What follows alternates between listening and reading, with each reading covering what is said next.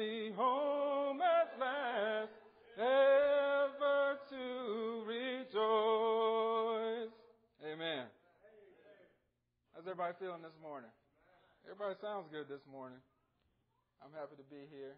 It's beautiful. It's warmed up a little bit, I think. It's no snow. I didn't have to put any salt on the driveway.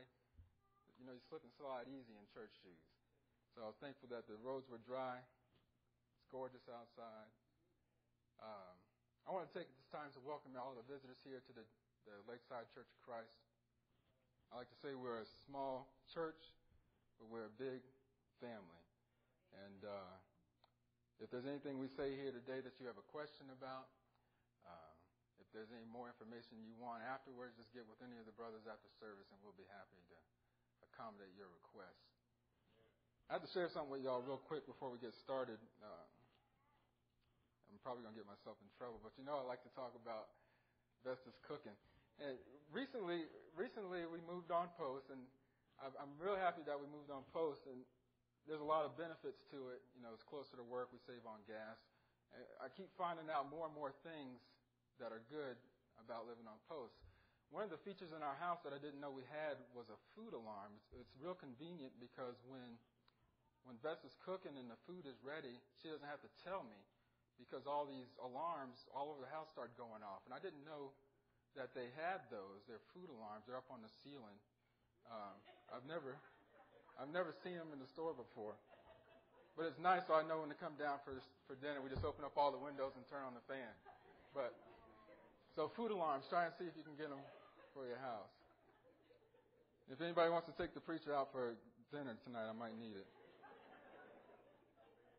But anyway, that's always fun. So we're going to talk a little bit about the lost and found. Everybody remember the lost and found section, either at the store or at the library or maybe in the airport? If you lose something, first place you go is to the lost and found. Khalil, you know about that? But why is it when you lose something and you find it, like everything stops when you lose something, whether it's your car keys, whether it's your wallet, whether it's your kids. Some of us lose our mind. But everything stops until you find whatever it is that you were looking for, right? And so you're trying to backtrace your steps. You go, okay, where was I last? I went here, I was there. You're trying to find out who might have turned it in. I hope somebody turned that in.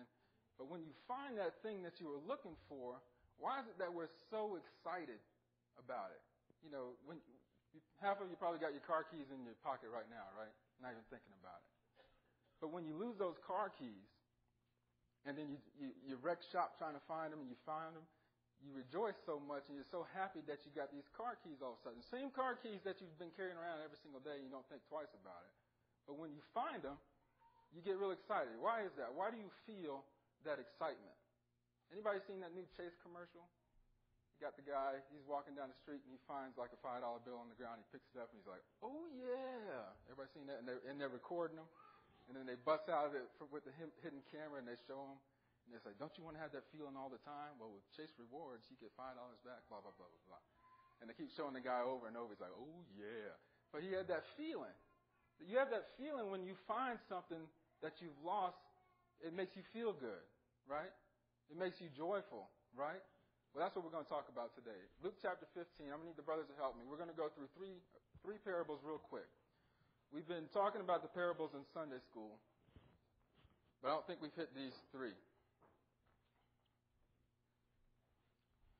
In Luke chapter 15, you got three parables. The first one is about the lost sheep.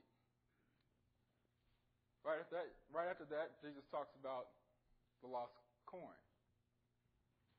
And then the final one is probably the most famous one is the lost son, or what most people call it is the prodigal son. Everybody know that story? All right, C.S. Lewis said that was the best short story in the English language, the prodigal son. But we're going to start off with the first two real quick. They're very short. But then we're going to dig into the prodigal son a little bit. All right. So we're going to start off with the first one, verses 1 through 7. And let me get one of the brothers to read that for me. Now the tax collectors and sinners were all gathering around to hear him. Okay. Real quick. So Jesus is telling these parables, right? And he's talking to the Pharisees and the scribes. Now, who were they? The Pharisees and the scribes were like high priests. They were strict about following the law. They didn't deviate from it. Everything was about trying to fulfill the law, trying to follow everything to the law to the T. Cross the T, dot the I. Everything was about the law. Now, when it came to sinners and tax collectors, those weren't good things to be called back then. Still not today. But a tax collector back then is not like a tax collector today. Everybody's taxes come out of their paycheck probably automatically, right? You don't even get to see that money. You just get to see what you might have had, right? When you look at your pay stub, it says FICA. I remember when I got my first check, I was like, who is FICA? Who is it? This guy's getting $300? Who is that? I thought somebody was stealing my money. I guess they are. I get paid by taxes. Why do I got to pay taxes? Anyway. But back in these times, in Palestine, there were tax collectors. Now, these people weren't popular because they were appointed by the Romans. The Romans were the ones who were opposing the taxes on these people. So the tax collector kind of went to the highest bidder. And it was kind of a system all about kickbacks and all kinds of shady stuff. But basically, whoever could get the most money, as long as you gave the Romans what they were asking for, you got to keep whatever else you could get.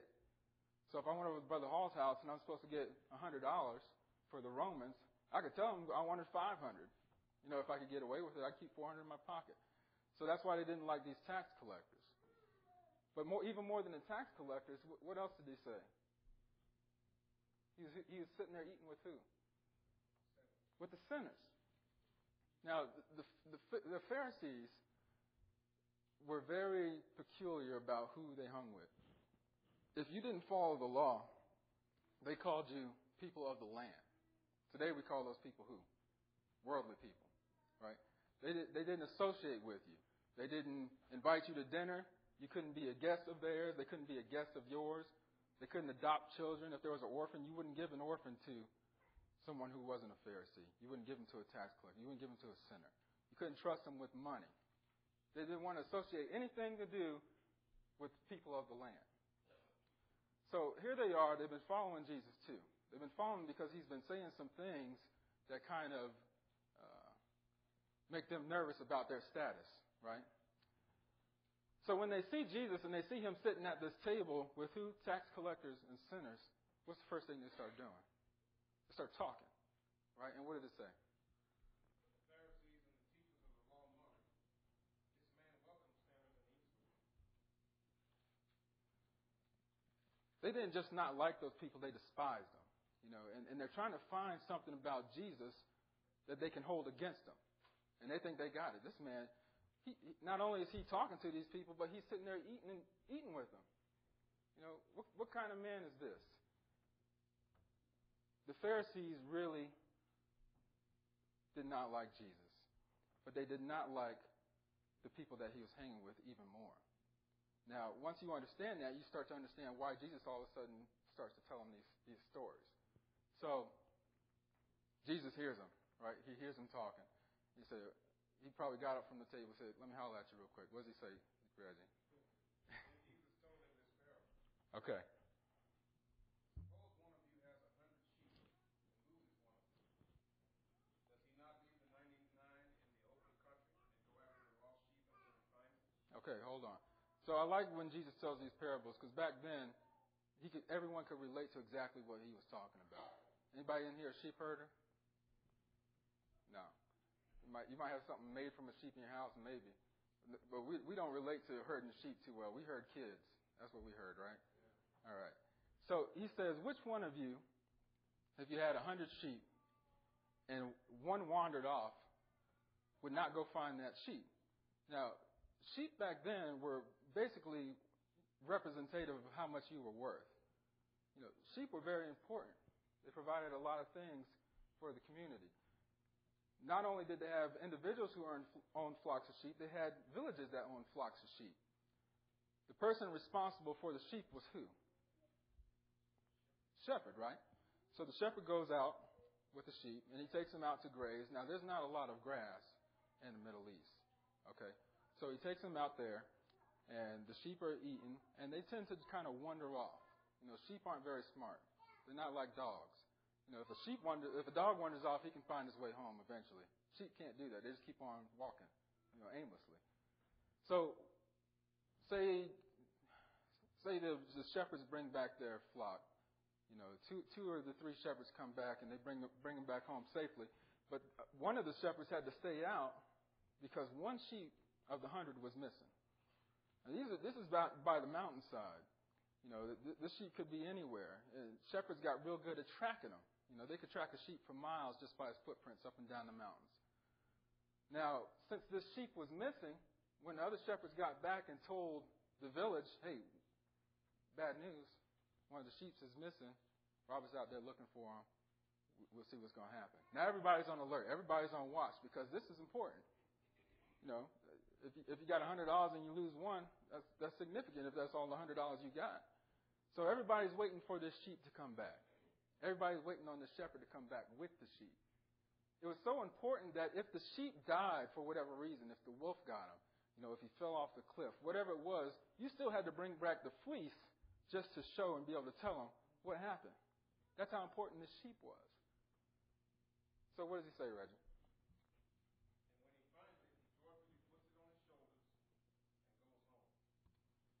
So I don't know if you guys ever seen anybody carry a sheep, but they still do it the same way they're talking about in the Bible. They take them by both legs, throw them over their shoulders, just like a little kid, like a little 3-year-old. And he's happy now. This shepherd faces all the same dangers that he's going to save this sheep from.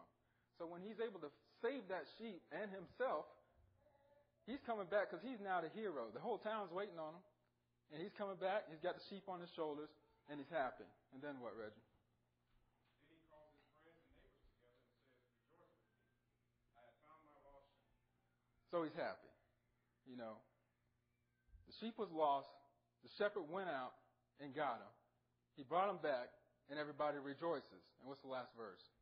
I'll tell you that in the same way, there will be more rejoicing in heaven over one sinner who repents than over 99 righteous persons who do not need to repent. Now, the 99 sheep that were still at home, were they happy about them? There was 99 sheep. They didn't need to be saved, right? They were already back home at the house, warm. When the shepherd brought back the lost sheep, he's the same as all those other 99, but now they're ready to throw a party. They're happy. They're in jubilee, jumping up and down. The shepherd's the hero. He brought back that one sheep. We still had 99. He brought back one. Let's have a party. They might slaughter a sheep. They might have a barbecue. But they're happy over that one sheep. Now, why is that? He's talking to the Pharisees. And he's trying to explain to them, why are you sitting with these people? Why are you sitting with these tax collectors and these sinners? What is Jesus trying to say by telling them this story about the shepherd? He's trying to say the people are who? The sheep. They're not worried about the ones that are already back home, right? Because they're safe.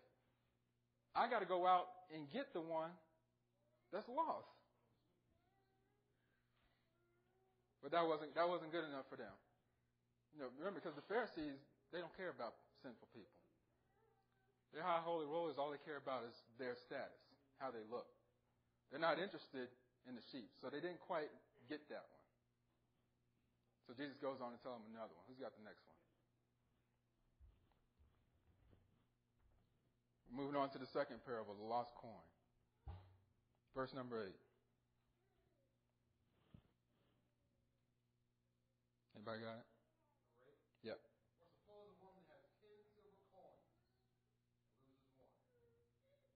Does she not light a lamp, sweep the house, search carefully till she finds it? Okay. Let me take you to school real quick. So a silver coin back then that they're talking about is called a silver drachma.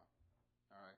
Now, women back in the day when they were married in the Jewish culture, they wore a headpiece that had 10 silver coins on it, and they were attached by a silver chain. That was to show that the woman was married, kind of like a wedding ring today. So you're thinking about this. You think about this story. This story is only 2 verses, right? But it means a lot. She's lost one coin. How many did they say she had? 10. She's lost one. And what does she do? She starts searching frantically for it. Now, back then, the Palestine houses were very dark. It's easy to lose something back then. They had one window. It's about 18 inches in width, and that's where the light came from in the house. So you can imagine if we closed up all these windows and just left one open, it'd get significantly darker in here, right? On the ground was ground.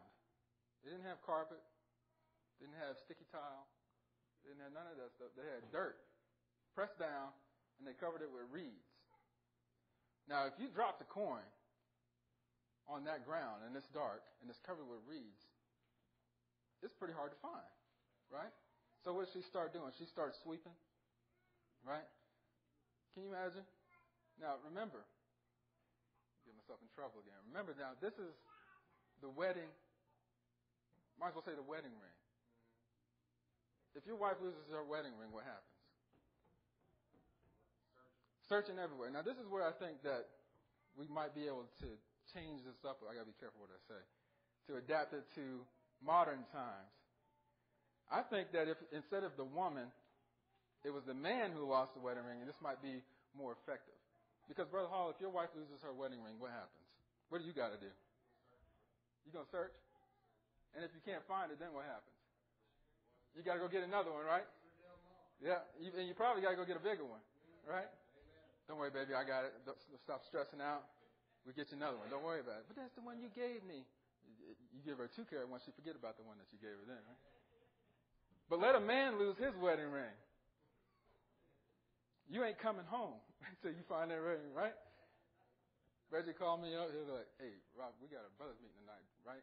If Karen asked you, I had a brothers meeting, hey, I lost my ring, I got to find it. You'll start going everywhere you went, back to the basketball court, looking in the trash, work, calling people in other states. You see my ring, man? Brothers will go crazy because if you lose your ring, what happens? You don't go buy another ring. You might have to find another wife. That's right. But the point is, you were searching frantically for that thing. Why? Our rings don't cost as much as their rings, do they? We're probably still paying on them. But it's not about that monetary value, is it? Whether you lose yours for $300 or she loses hers for $3,000, you feel the same way looking for it because it's not about that value. It's not about that cost. It's about what it's worth, right? That ring could only be $300, but when you find that ring, it's priceless. Priceless. So she's searching frantically. She's sweeping around. Maybe the light to catch it. You know, it's like looking for a needle in the haystack. They still didn't get it, though. Because, again, they don't care about sinners. The Pharisees would rather see a sinner come back crawling, begging for forgiveness than go out to talk to him. And that's what Jesus was doing. He was out there talking to him. He was out there searching for him. The Pharisees couldn't get that yet, so he had to keep talking. So we get to the next parable. Parable of the prodigal son. Some people call it the parable of the loving father. We're going to go into this one a little bit more. We'll start with verses 11 and 12. Who's got that? A certain man had 2 sons, and the younger of them said to his father, Father, give me the portion that falls to me. Okay.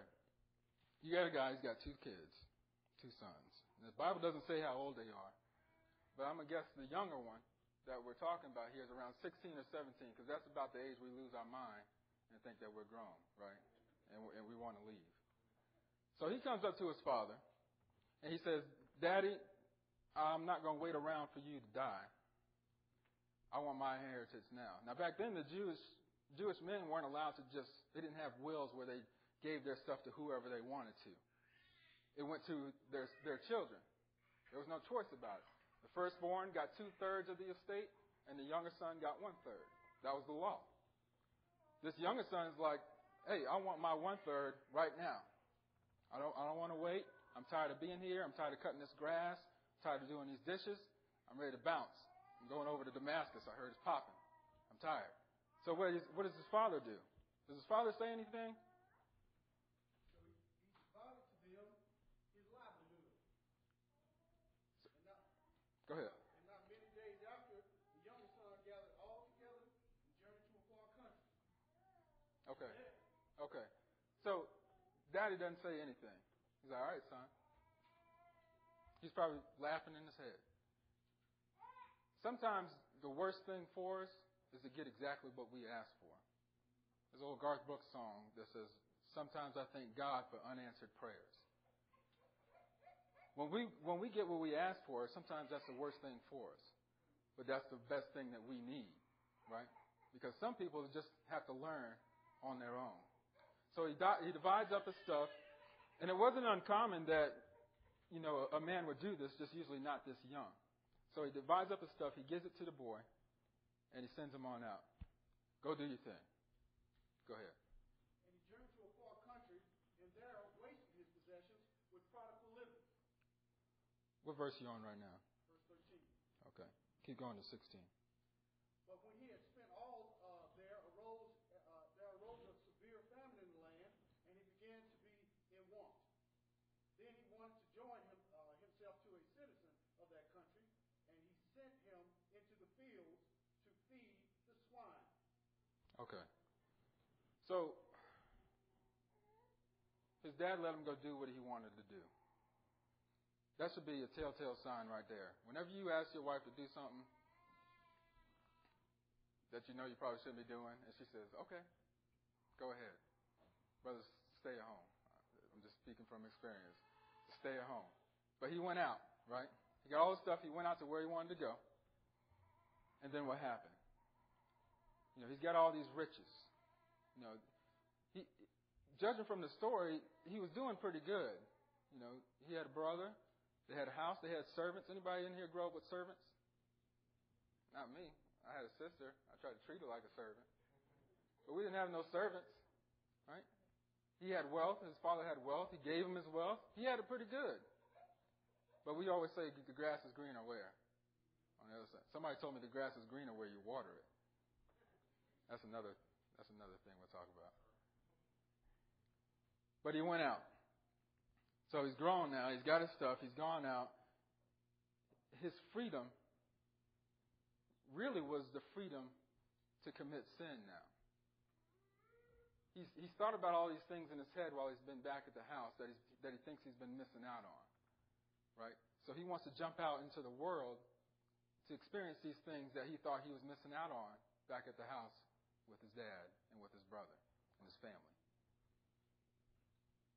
Sometimes when we get out into the world and we start to feel these pleasures, we start to feel good. We think it is good because it feels good. But those things run out, right? For a long time, it takes you a while to figure out when they have run out. And what God will do with you in these situations is He'll let it run all the way out. We call it rock bottom. Verse number 16, what did it say? And he would gladly have filled his stomach with the pods that the swine ate.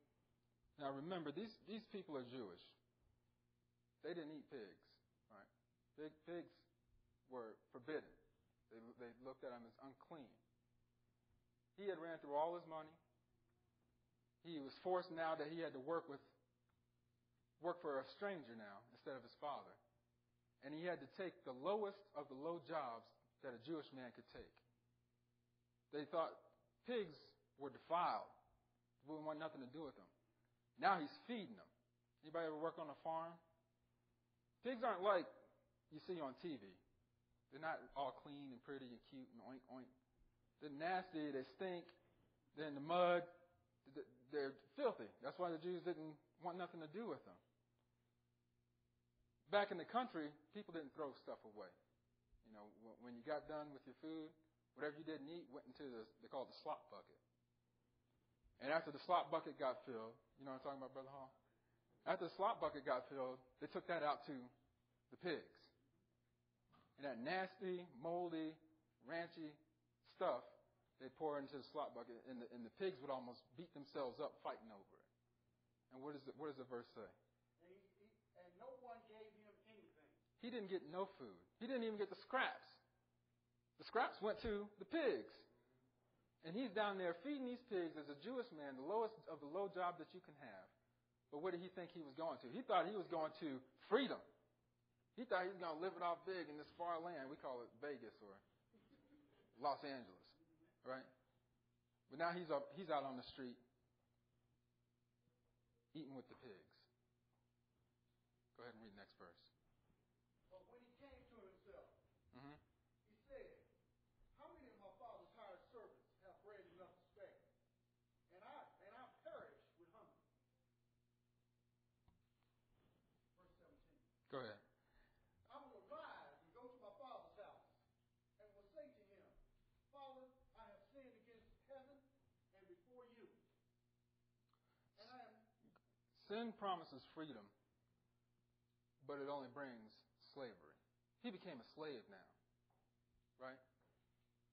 He's talking about his servants.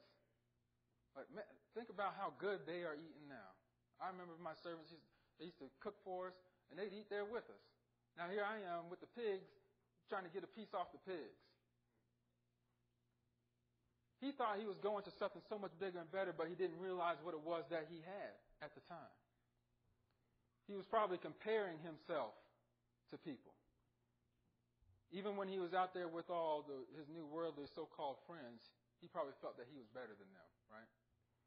He's like, well, we might be out here doing this and that, messing with these prostitutes or whatever, but I'm still better than them because I come from a family like this. He's always comparing himself. And even when he was feeding the pigs, he was probably comparing himself to the other guys that were feeding pigs. But it wasn't until he was broken all the way down to the bottom, rock bottom is what we call it, that he compared himself to somebody else. He started comparing himself to his servants, his father's servants. When you compare yourself to Jesus, is when you realize how bad you really are. You have to get to the point where you realize that you're not worth any of the things that you get from Jesus. You're not worth the grace that you get from God. When you start thinking of yourself as better than other people, that gets to be a habit, doesn't it? You start comparing everything to them. You start comparing your car, your clothes, your job. How do we always? What's the first thing we ask somebody when we meet them? Oh, what do you do? Right? What do you do? Why are you asking them that? If they say, I sweep the streets. Like, oh, okay. I'm a nurse. That's what we do, right? We start comparing ourselves to other people for the status. But that don't matter, does it? Does it matter what I do or what you do? Am I any less of a sinner than you because of what my occupation is? Jesus said he came here for who? Everybody. My cousin said everybody. He came here for everybody. When you compare yourself to Christ, he's the only one who's perfect, right? We all are pitiful. He realized how pitiful he was now, laying here in the mud with these pigs, looking how good that those servants look now, and wishing he could what? Be one of them. He didn't even want to go back and be the son anymore. He just wanted to be the servant. If I could just be the servant for my father, I know how much better it will be than being out here. He said, the servant of my father. That's called repentance. Go ahead, Sam. I am no longer worthy, verse 19, I am no longer worthy to be called your son. Make me like one of your hired servants. And he arose and came to his father. But when he was still a great way off, his father saw him and had compassion, and ran and fell on his neck and kissed him.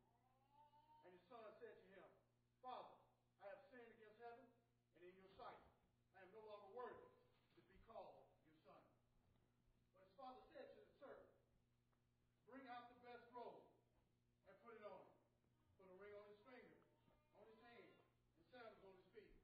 okay, hold on. I don't let you go too far.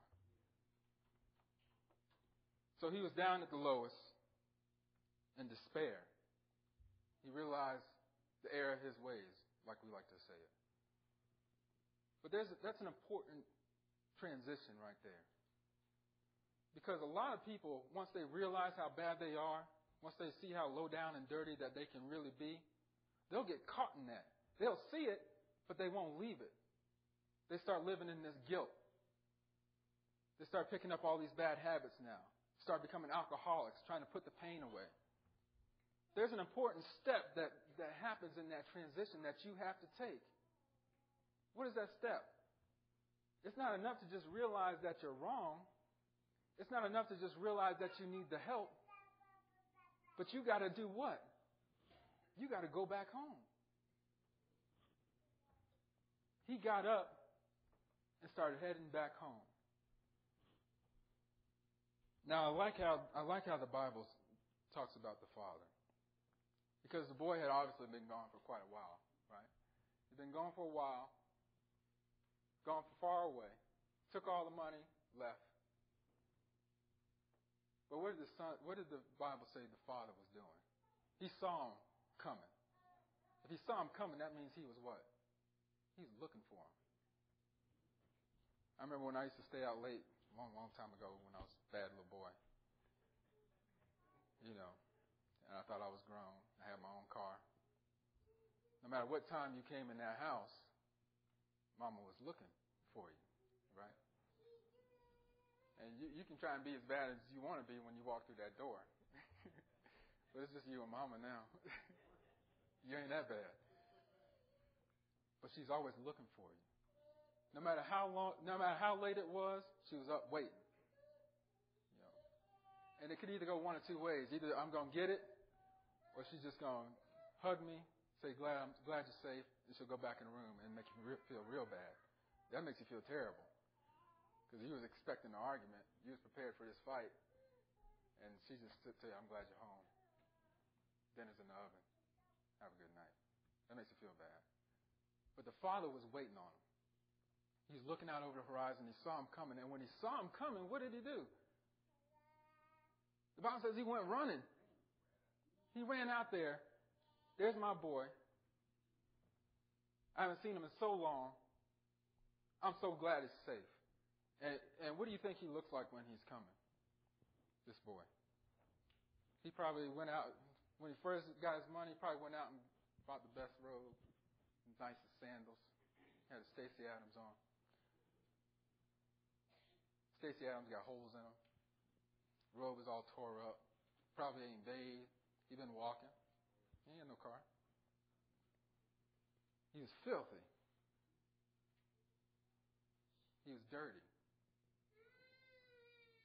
But when he came back to the Father, he was still filthy, right? Some of us want to wait until we're clean. We'll say, I'm not coming to church yet because I'm filthy. Y'all don't know the things that I do. Y'all don't know the stuff that I've been through. Y'all don't know the things I've done. If I told you what I've done, you wouldn't want to have nothing to do with me. I'm not ready for church yet. I'm not ready for the Father. But I love it because the Bible says he came. And not only did he just come to God, not only did he just come to the Father did what? Ran to him. And he embraced him. No matter what he looked like. No matter what he did. That song, Are You Washed in the Blood? Only Jesus can wash you in red blood and make you white as snow. The Father, he came to the Father. What does the Father do? He told the servants, hey, everybody, go get the best robe. Get them over here. Get this mess off of them. It ain't real anyway. It's fake. Put this robe on him. Gave him his ring. The ring was a symbol of the family. If you guys don't know that. That's how you identify people in their family, was by the kind of ring that they had. So that was important. The son just wanted to come back and be what? A servant. His father immediately gave him back the ring to be back into the family. And then he gave him one more thing. He gave him some shoes. Right? Servants didn't wear shoes. That's how you could identify a servant back then. If you go into the house, the people who had shoes on, those were the family. The people who didn't have shoes on, those were the servants. But he sent the servants to get him some what? Some shoes. Because now he's back in the family. He came just how he was. He realized what he was doing was wrong. And the father ran out, embraced him, and brought him back in the family. Now, again, the Pharisees, they still don't get this part. It's not about them. They don't care about this. His dad should have drug him by his hair back in the house. That's how the Pharisees see him. He's a sinner. He's the one who did wrong. They don't understand this grace that Jesus is talking about. They can't fathom it.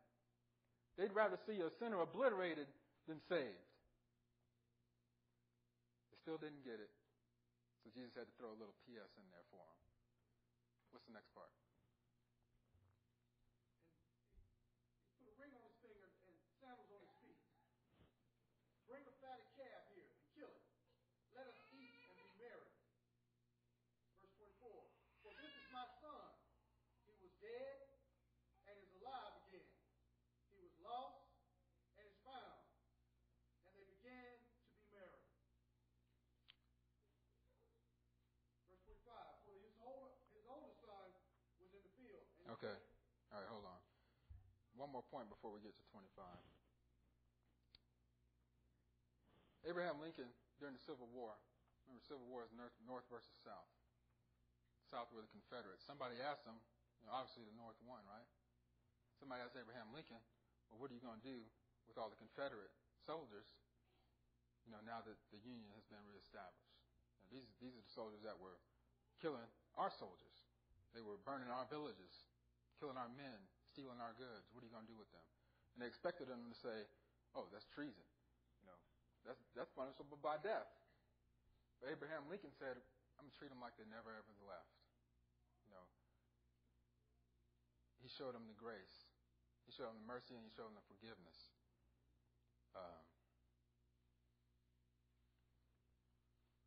Remember when I preached on Lazarus a couple Sundays ago?